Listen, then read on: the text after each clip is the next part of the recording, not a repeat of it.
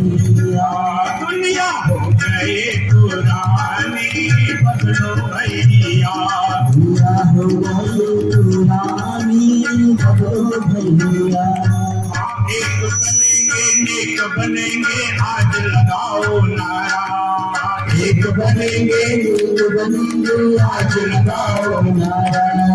व्यक्ति और परिवार बदल कर, व्यक्ति और परिवार बदल कर, बदलो मानव सारा, होगी बड़ी मेहरबानी, बदलो भैया, होगी बड़ी मेहरबानी, बदलो भैया। दुनिया हो गई पुरानी, बदलो भैया, दुनिया हो गई पुरानी, बदलो भैया, बदलो भैया, बदलो बहना, बदलो भैया, बदलो बहना, बदलो भैया, आगे बदलो भैया। आगे स्थिति कितनी खराब है, देखिएगा, इसे ठीक करना है? अरे घूस मिलावट चोर बाजारी हिंसा चारों ओर, घूस मिलावट चोर बाजारी हिंसा चारों ओर, भूल चूसता रावण चारों ओर मचारा शोर, भूल चूसता रावण चारों ओर मचारा शोर। बढ़ गई कैसी ये बेईमानी, बदलो भैया, बढ़ गई कैसी ये, बदलो भैया। बदलोगे, अरे बोला नहीं जा रहा तो बदलोगे कब? पहले बोलने की बात तो कीजिए, हिम्मत तो जुटाइए। कि बढ़ गई कैसी ये बेईमानी, बदलो भैया, बढ़ गई कैसी ये बेईमानी, बदलो भैया। आगे कह गई युग निर्माणी, बदलो भैया, आगे कह गई युग निर्माणी, बदलो भैया। दुनिया हो गई पुरानी, बदलो भैया, दुनिया हो गई पुरानी, बदलो भैया। आज रात में और क्या कर रहा है वो भी सुन लो। अरे जिंदे माता पिता को कोई रोटी नहीं खिलाता, जिंदे माता पिता को रोटी, जिंदे माता पिता को कोई रोटी नहीं खिलाता, जिंदे माता पिता को कोई रोटी नहीं खिलाता। मर जाने पर भोज में पैसा खूब उड़ाता, मर जाने पर भोज में, ये तो आदत है बचकानी, बदलो भैया, ये तो आदत है बचकानी, बदलो भैया। आगे गिर गई युग निर्माणी, बदलो भैया, आगे गिर गई युग निर्माणी, बदलो भैया। दुनिया हो गई पुरानी, बदलो भैया, दुनिया हो गई पुरानी, बदलो भैया, दुनिया हो गई पुरानी, बदलो भैया, दुनिया हो गई पुरानी, बदलो भैया। ये दुनिया बहुत पुरानी हो गई है, अब इसमें नवीनता देनी होगी, बदलाव करना होगा। अब ये बहुत दिनों से हो गया, आज जो है इस बेईमानी का लूट कसोट चारों ओर। भाइयों बहनों, आज परिस्थिति ये हो गई है, आज हमने इस पूरी दुनिया में, इस पूरी धरती पर यदि देखा जाए तो हमने जिसको माँ कहा है उसको बदनाम किया है। भाइयों बहनों, जिसे भी माँ कहा हमने उसे ही बर्बाद किया। हमारे यहाँ क्या कहा गया? गौ, गंगा, गीता, गायत्री, गुरु, धरती, नारी, ये सब क्या है? माँ। हमने इसमें से किसी को छोड़ा? भाइयों बहनों, हमारा जमीर मरता हुआ चला गया, हमारे भीतर का बैठा हुआ देवत्व तो मर गया।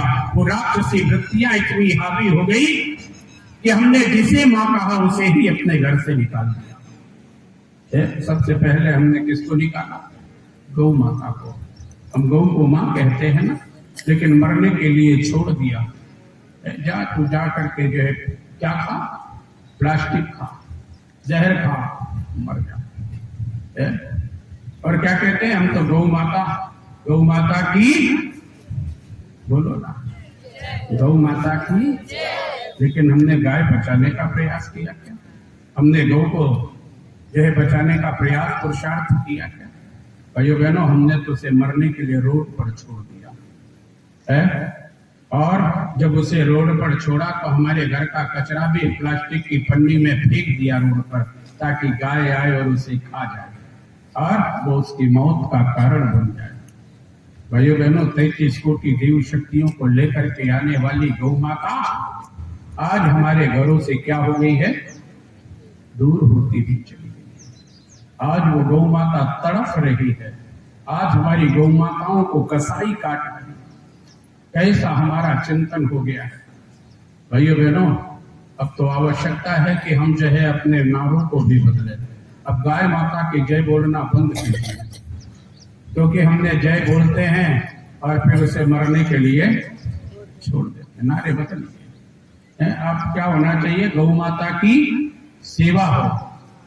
बिना सेवा के काम नहीं चलेगा। जय बोलने से काम चलेगा क्या? नहीं, जय बोलने से काम नहीं चलेगा। अब जब बोलो गौ माता की तो सेवा हो, धरती माता की सेवा हो। जय बंद करिए, जय बोल बोल करके हमने इन्हें बर्बाद किया है। माता पिता की सेवा हो। भाइयों बहनों, हमारे नारों को बदलना होगा। अगर हमारे जीवन में अमूलचूल परिवर्तन करना है तो भारत माता की सेवा हो, माता पिता की सेवा हो, गौ गंगा की सेवा हो, गीता गायत्री की सेवा हो। अब ये जय बोलना बंद कीजिए, ठीक है? अब क्या करिए, अब सेवा, अब कर्तव्य पालन का समय आ गया है। अगर इस दुनिया को ठीक करना है तो सबसे पहले हमारे विचारों को ठीक करना पड़ेगा, हमारे चिंतन को ठीक करना पड़ेगा, हमारे चरित्र को ठीक करना पड़ेगा, हमारे व्यवहार को ठीक करना पड़ेगा। अगर ये ठीक नहीं हुआ तो निश्चित मानिए कि फिर ये दुनिया ठीक होने वाली भी नहीं। तो हमने गौ माता को घर से निकाल दिया। फिर उसके बाद गौ के बाद हमने गंगा को मां कहा, हमने जल को मां कहा। जल कितना बचाया, कितना जल बचाया? हमने जल बचाया क्या? हमसे जितना बन पड़ा उतना हमने उसे बर्बाद करने का प्रयास किया ना। बोले साहब, सरकारी नल है, गाय को टोटी लगाए। भाइयों बहनों, यदि जल नहीं बचाया तो खतरे की घंटियां बज चुकी हैं। आने वाले दिनों में जल आपको पीने को नहीं मिलेगा। दक्षिण अफ्रीका का एक पहला शहर है केप टाउन, जो जहां जल पूर्ण रूपेण समाप्त हो गया है। सरकार ने दोनों हाथ खड़े कर दिए कि अब हम आपको जल नहीं दे सकते हैं। वहां नहाने पर 100% प्रतिबंध है। आप नहा नहीं सकते, आप कपड़े नहीं धो सकते हैं। आपको पानी पीने के लिए कितना, तो जैसे हम गाड़ियों में डीजल डलाने जाते हैं मीटर से नाप के, 25 लीटर से एक घर को इससे ज्यादा पानी नहीं मिलेगा। आप इसी में खा लीजिए, इसी में नहा लीजिए, इसी में पी लीजिए। जो करना हो कितने में, 25 लीटर में ही करना है। भाइयों बहनों, यदि हमने जल नहीं बचाया तो हम अपने वाले नैनिहालों को क्या दे करके जाएंगे? विचार करना, चिंतन करना। क्योंकि हमने गंगा को माँ तो कहा, लेकिन हमने गंगा को बर्बाद करने में कोई कसर छोड़ी क्या? हमने अपने गांव के नदियां, अपने गांव के पोखर, अपने गांव के कुएं, अपने गांव के बावड़ियां, अपने गांव के तालाब सब समाप्त करते हुए चले गए। उसे संभाला क्या? हमने संभाला नहीं। हमें तो हमारी जरूरत पड़ी तो धरती माता की छाती को फाड़ा और 600 मीटर नीचे से, 700 मीटर नीचे से, 1000 मीटर नीचे से हमने पानी निकाल करके अपना उपयोग कर लिया और धरती को प्यासी मरने के लिए छोड़ दिया। भाइयों बहनों, यदि उस गंगा को नहीं बचाया गया, इस जल को नहीं बचाया गया है, तो निश्चित मानिए कि इससे बड़ा हमारा और कोई दुर्भाग्य नहीं होगा। अब गंगा मैया की जय बोलो कि ना बोलो, लेकिन गंगा मैया को साफ सुथरी रखिए। आप अपने जल स्रोतों को साफ सुथरा रखिए। आप अपने जल स्रोतों की सफाई करते रहिए, उन जल स्रोतों को पीने योग्य बना करके रखिए। भैया बहनों, अब तो सूरज पूजा के लिए कुएं भी नहीं मिलते क्या? आप किसकी पूजा करके आते हो? तो मोटर घर की पूजा करके आते हो। है, जहाँ मोटर लगी हुई है, जबकि था किसका पूजन था? वो कुएं का पूजन होता था। कुआं देखने को नहीं मिल रहा, पूजन कहाँ करोगे भाइयों बहनों? तो कहीं हमारे इस चिंतन को क्या करना पड़ेगा? अगर गंगा को पुनर्स्थापित करना है तो हमारी कुओं को, हमारी नदियों को, हमारी बावड़ियों को, हमारे पोखरों को पुनः जीवित करना होगा। जल बचाइए। केवल जो है आपका ये ग्रीन पार्क एरिया की जनसंख्या कितनी होगी साहब? क्यों साहब, ग्रीन पार्क एरिया की आपकी जनसंख्या कितनी होगी? होगी 2-4 हजार लोग के नहीं होंगे? है ना? 5,000 लोग हैं। अगर 5,000 लोग केवल ये संकल्प ले लें कि हम केवल 1 मग्गा पानी रोज बचाएंगे, तो कितने मग्गा पानी बच गया? 5,000 मग्गा पानी हम रोज बचा सकते हैं। और 5,000 मग्गा पानी बचा करके जो है न जाने कितने घरों की प्यास बुझा सकते। भाइयों बहनों, अनावश्यक हम जल के जो है बर्बाद ना करें, क्योंकि इस धरती पर पीने योग्य जल केवल 2% है मात्र। 98% जल जो है पीने योग्य नहीं है, उसे सहेजिए। फिर तीसरी माँ हमने कहा, गौ और गंगा के बाद गीता। गीता को माँ कहा ना है? कोर्ट में जाते हैं तो उस पर हाथ रख के सौगंध दिलाते हैं कि गीता की सौगंध लेकर के कहता हूं, जो कहूंगा सच के सिवा। लेकिन गीता कभी पढ़ने को दी है? अच्छा चलो ये बताओ, इसमें से गीता देखी कितने लोगों ने? पढ़ने की बात को छोड़ दो। श्रीमद् भागवत गीता कितने लोगों ने देखी है? भाइयों बहनों, अब आप चिंतन कीजिए कि अभी भी इतने लोग हैं कि जिन्होंने गीता देखी भी नहीं है।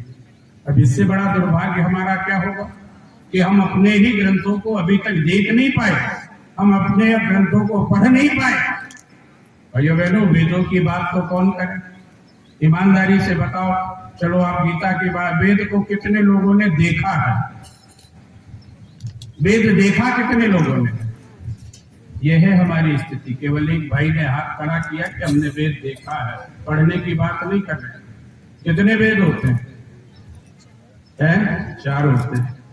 कौन कौन से? हाँ, ऋग्वेद, यजुर्वेद, सामवेद, अथर्ववेद, ये 4 वेद हैं। लेकिन इसको पढ़ा हम नहीं, इनको हमने कभी नहीं पढ़ा। भाइयों बहनों, आप अपने घर पर वेद ले जाइए, वेद ले जाकर के स्थापित कीजिए, अपने बेटे बेटों को वेदों का ज्ञान दीजिए। क्योंकि यदि वेदों का ज्ञान नहीं है तो ये गारंटी है कि वो विज्ञान में बेतरक्की कर नहीं पाएगा। अगर आप अपने बेटे बेटियों को वैज्ञानिक बनाना चाहते हो, रिसर्चकार बनाना चाहते हो, तो उन्हें वेद पढ़ाना पड़ेगा। उस श्रीमद् भागवत गीता को पढ़ना पड़ेगा। यदि जीवन को साधदार बनाना है, कर्म योद्धा बनना है, यदि हमारा जीवन लुंज पुंज ना हो, तो उसके लिए हमें गीता पढ़नी पड़ेगी। गीता को आत्मसात करना पड़ेगा, गीता को जीवन में धारण करना पड़ेगा। लेकिन हमने गीता देखी नहीं, तो पढ़ने की बात तो कौन करे? भाइयों बहनों, तो हमने गीता की ये हालत कर दी। इसके बाद फिर किसका नंबर आया? गौ गंगा गीता के बाद गायत्री। तो गायत्री को तो जितना हम रोक सकते थे सब रोकने का प्रयास किया ना। लेकिन गायत्री किसी के रोके रुकी? भाइयों बहनों, गायत्री किसी के रोके नहीं रुकी। गायत्री सद्बुद्धि की देवी है। गायत्री क्या थी? गायत्री सद्बुद्धि को देने वाली। परम पूज्य गुरुदेव ने अपने तप से गायत्री को क्या कर दिया? पुनर्स्थापित करा दिया। जिस गायत्री मंत्र को आप बोल नहीं सकते थे, जिस गायत्री मंत्र को आप सुन नहीं सकते थे, जिस गायत्री मंत्र से आप यज्ञ नहीं कर सकते थे, परम पूज्य गुरुदेव ने क्या करा? वो सब हम लोगों को सर्वसुलभ करा दिया। भाइयों बहनों, गायत्री को पारस कहा जाता है, गायत्री को कामधेनु कहा जाता है। अगर ये हमारे बेटे बेटियों के पास में नहीं आई, ये पारस हमारे पास में नहीं आया, ये गायत्री हमारे जीवन में नहीं आई, तो निश्चित मानिए कि हमारे जीवन की प्रगति, आपके बेटे बेटियों के जीवन की प्रगति रुकती हुई चली जाएगी। चलती जाएगी कि नहीं? अच्छा चलिए देखिए, एक बात हमने कल बताई थी आपसे कि राक्षसों ने कैसा कैसा खेल खेला है, और कलयुग में आते आते क्या कर दिया? इस इंसान के घर को ही है। अच्छा चलो अब थोड़ा दूसरी तरीके से और सोचिए कि 4 युग होते हैं ना, 4 युग होते हैं ना। पहला युग कौन सा है? पहला युग कौन सा था? अरे बाबा, संस्कृति संस्कारों के बारे में जानिए ताकि बेटे बेटियों को बता सको। पहला युग था सतयुग। पहला युग कौन सा था? सतयुग। सतयुग का मतलब सोने का युग है। सिंहासन सोने के, सिक्के सोने के, बर्तन सोने के, सारी चीज काई की थी? सोने की थी। फिर उसके बाद में नंबर किसका आया? मारल डाउन हुआ। तो फिर आया त्रेता। त्रेता में क्या हुआ? सब चीज चांदी की है। सिंहासन चांदी के, बर्तन चांदी के, सिक्के चांदी के, सब जो कुछ था वो काहे का था? चांदी का। फिर मारल डाउन हो गया, फिर लेवल कम हुआ, तो हम काहे पे आ गए? चांदी से हम आए कांसे और तांबे पर, कापर और कांसा पर आए। सिक्के हमारे तांबे के होते थे, कांसे के होते थे, बर्तन हमारे तांबे कांसे के होते थे। और फिर और मारल डाउन हुआ, तो फिर हम काहे पे आ गए? कलयुग। कलयुग का मतलब लोहे का युग। काहे का युग? लोहे का। कभी एक गाना हमारे सब भाई लोग गाते थे। क्या गाते थे? बोले देख तमाशा लकड़ी का, जीते लकड़ी मरते लकड़ी, देख तमाशा लकड़ी का। अब तो लकड़ी बची क्या? अब लकड़ी बची नहीं, अब तो क्या हो गया? बोले जीते लोहा मरते लोहा, देख तमाशा लोहे का। अब किसका तमाशा देखना? लोहे का। अरे पैदा हुआ तो पलना बना था लोहे का, खेलने गया हाथ में खिलौने लोहे के, बड़ा हुआ मंडप सजा, मंडप बना था लोहे का। अब बांस के मंडप नहीं बनते, अब तो टेंट हाउस के लोहे के आकर के लग जाते हैं। तो बड़ा हुआ, शादी हुई, जो मंडप बना था लोहे का।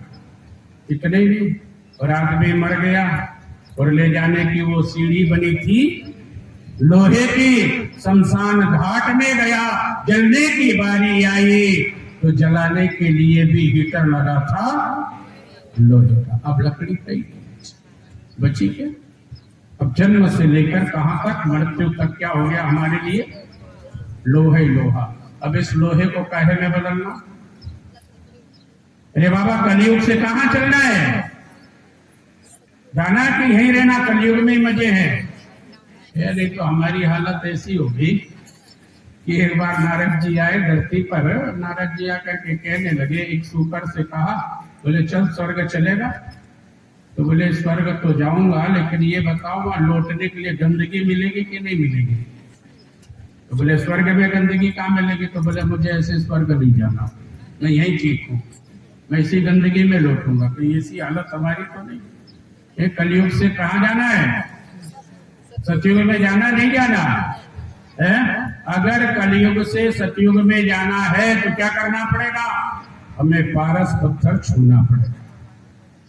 यदि लोहे को पारस नहीं छुआ गया तो फिर लोहा सोना बनने वाला है क्या? ये लोहा सोना बनने वाला नहीं है मित्रों। उस पारस का नाम है गायत्री। क्या नाम है पारस का नाम? गायत्री। गायत्री जब जीवन में आती है तो हम लोह खंड से क्या बन जाते हैं? स्वर्ण खंड में परिवर्तित होते हुए चले जाते हैं। इसलिए परम पूज्य गुरुदेव ने कहा कि बेटे, तुम अपने जीवन में कुछ और करना चाहे ना करना, लेकिन अपने बेटे बेटियों का हाथ गायत्री माता को पकड़ा देना। ये नहीं का याद रखना। क्या करना? अपने बेटे बेटियों का हाथ गायत्री माता को पकड़ा देना। गुरु जी ने ये नहीं कहा कि गायत्री माता का हाथ पकड़ लेना, दोनों में बड़ा अंतर है। जब बच्चे को लेकर के आप मार्केट में जाते हो या मेले में जाते हो तो बच्चे को कहते हो कि उंगली पकड़ ले। पहले तो उंगली पकड़े रहता, लेकिन जैसे मेला आया तो उंगली छुड़ा के हाथ हम पकड़ लेते हैं, क्योंकि हो सकता है कि बच्चा मेले की चकाचौंध में उंगली छोड़ दे।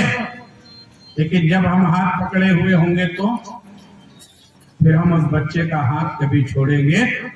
तो आपको भी क्या करना है? हमें भी अपना हाथ भी और अपने बेटे बेटियों का हाथ भी किसको पकड़ा देना है? गायत्री माता को। पारस को छुआ लीजिए।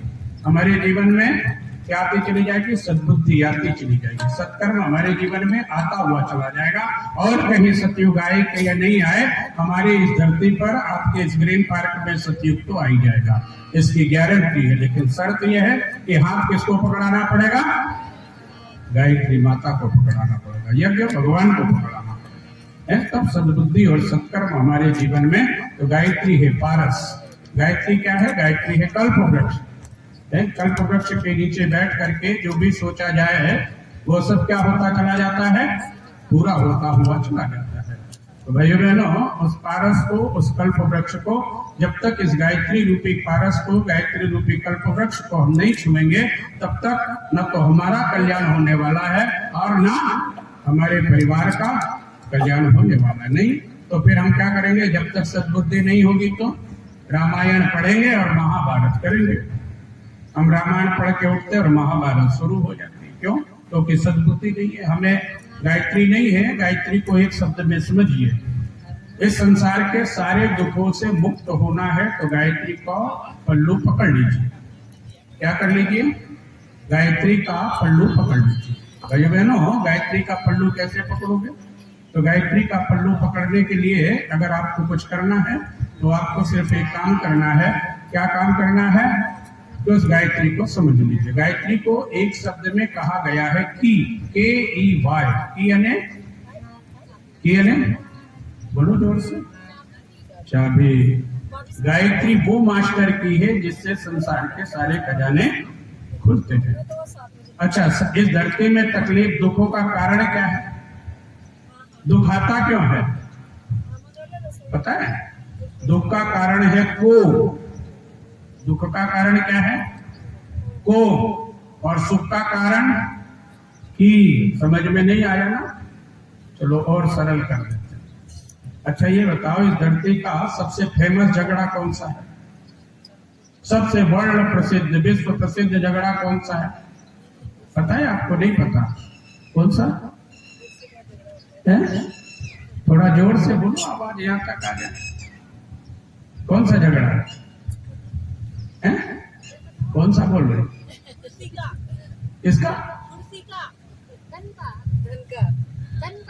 इस विश्व प्रसिद्ध झगड़ा है सास बहू का झगड़ा।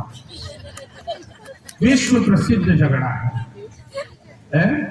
और वह ऐसा झगड़ा है कि एक व्यक्ति के दिल दिमाग में आया तो उसने क्या करा? एक गरम मसाला बना के निकाल दिया। बोले सास बहू का झगड़ा मिटाने वाला गरम मसाला। अब झगड़ा मिटा के नहीं मिटा, उसका गरम मसाला खूब मिटा। भाइयों बहनों, तो झगड़ा का कारण क्या है? भाई पहले कारण खोजो तो निवारण हो। भाई कारण ही नहीं पता तो निवारण कैसे होगा? तो झगड़े का चलो कारण बता देता हूं। मैंने कहा झगड़े का कारण है को। क्या है? सास बहू को मानती है पर सास बहू की, इसीलिए तो झगड़ा है ना। बोलो ना, है? बहू सास को मानती है पर बहू सास की, इसीलिए तो झगड़ा है। ननंद भौजाई को मानती है पर ननंद भौजाई की, इसीलिए झगड़ा है। देवरानी जेठानी को मानती है पर देवरानी जेठानी की, झगड़ा इसीलिए है ना। बोलो ना, हाँ या ना? यही कारण है ना। तो झगड़े का कारण क्या है? को। और की आ जाए तो झगड़ा मिट जाए। हमारे भाई लोग देखो कितने प्रसन्न हो, अच्छा पोल खोल दिया। चलो भाइयों की भी थोड़ी बहुत पोल खोले कहते हैं। अब जब पोल खोल अभियान चल रही है तो बेटा बाप को मानता है लेकिन बाप की, भाई भाई को मानता है लेकिन भाई भाई की, इसीलिए झगड़ा है ना। पड़ोसी पड़ोसी को मानता है लेकिन पड़ोसी पड़ोसी की नहीं मानता, इसीलिए तो झगड़ा है। भैया बहनों, हम भगवान को मानते हैं लेकिन भगवान की, इसीलिए तो झगड़ा है ना। आज ये जो सारी समस्या काहे के कारण है? को के कारण। भैया बहनों, जब तक हमारे जीवन में ये की नहीं आएगी, गायत्री रूपी की जब तक नहीं आएगी, दुनिया के किसी काम में लगा लेना। जहां भी की लग जाएगी वही आपका काम सफल होना प्रारंभ हो जाएगा। प्रयोग कर लेना, प्रयोग करके देखना। जहां भी प्रयोग करोगे वही सफल होगा। आज हम क्या करते हैं? आज तो हम भगवान को भी बदनाम करने में चूकते नहीं। कैसे बदनाम करने में लगेंगे? भाई बहनों, इसको के चक्कर में है बोले साहब हम तो राम जी को मानते हैं। अच्छा, तो राम जी को मानते हो तो राम जी की मर्यादा मानते हो क्या? राम जी करते क्या थे सो आप भी करते हो क्या? तो राम जी क्या करते थे? तो राम जी केवल एक ही काम करते थे कि प्रातः काल उठे के रघुनाथा और मात पिता गुरु नावै माथा। और आज का राम क्या करता? आज का राम क्या करता पता है ना? अगर गोस्वामी तुलसीदास जी आज होते तो अपनी चौपाई को बदल देते, और चौपाई बदल करके क्या कर देते कि बोले प्रातः काल उठे के रघुनाथा और मात पिता गुरु और माथा। पैर नहीं छूता वो सीधा माथे पे अटैक करता है ना। अब ये राम जी वाले बड़े गड़बड़ करते, इसलिए हम कृष्ण जी को मानते हैं। तो चलो कृष्ण जी से भी बात कर लेते हैं। तो कृष्ण जी क्या कहते हैं? बोले कर्मण्येवाधिकारस्ते मां फलेषु कदाचन, तुम कर्म करो फल की इच्छा। और हम क्या करते हैं? हे भगवान, यदि तूने मेरा काम कर दिया तो एक अनुष्ठान पक्का, नहीं तो कैंसिल है। भगवान यदि तूने मेरा काम किया, फल दिया तो कर्म करूंगा। और भगवान क्या कहते हैं? बोले तुम कर्म करो फल की इच्छा। और हम क्या करते हैं? बोले पहले फल दे तो फिर कर्म करेगी नहीं सोचे। आज का आदमी बड़ा होशियार हो गया। एक लड़का था, वो कहाँ चढ़ गया? वो लड़का जो है खजूर के पेड़ पे चढ़ गया।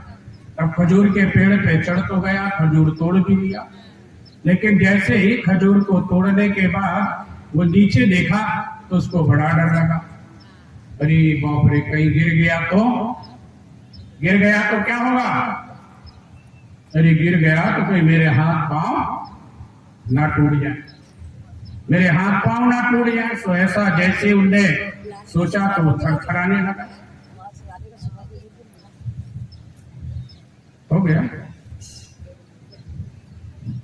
बोली गायत्री माता की।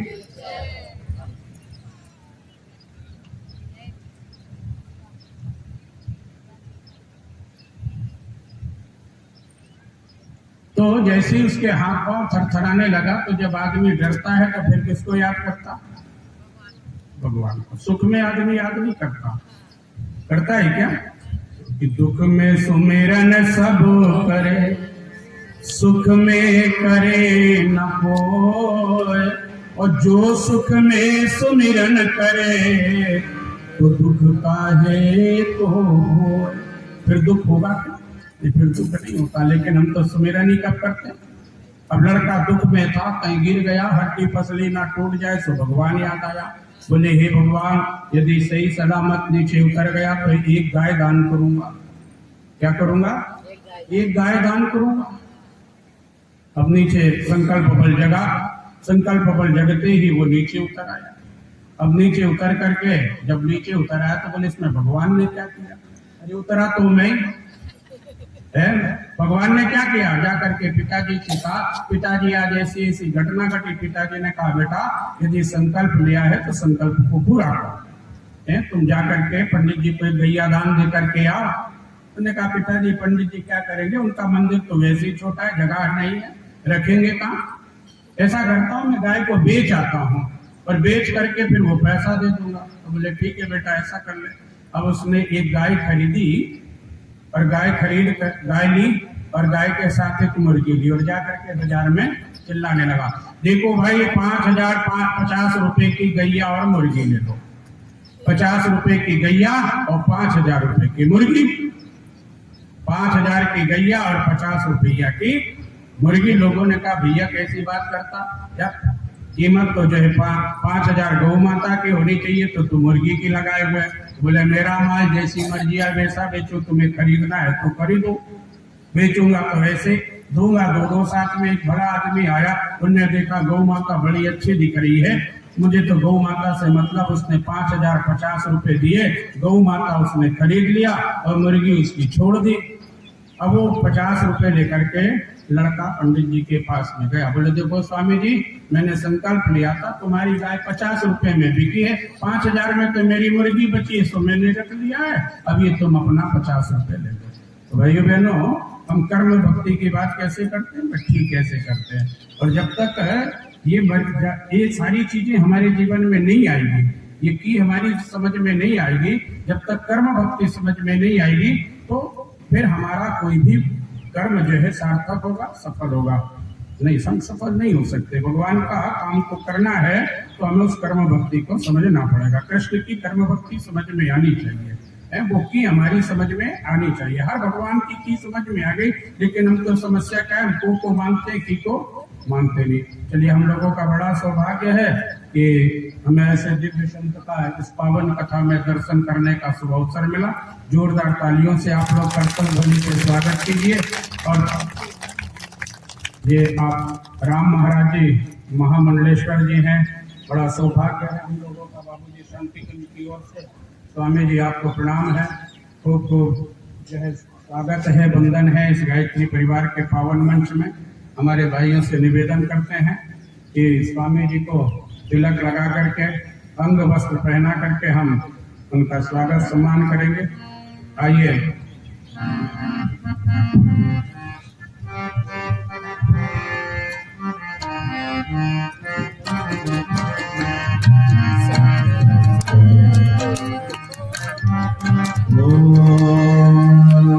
स्वस्ति न इन्द्रो वृद्धश्रवाः स्वस्ति नः पूषा विश्ववेदाः स्वस्ति नस्तारक्षो अरिष्टनेमिः स्वस्ति नो बृहस्पतिर्दधातु।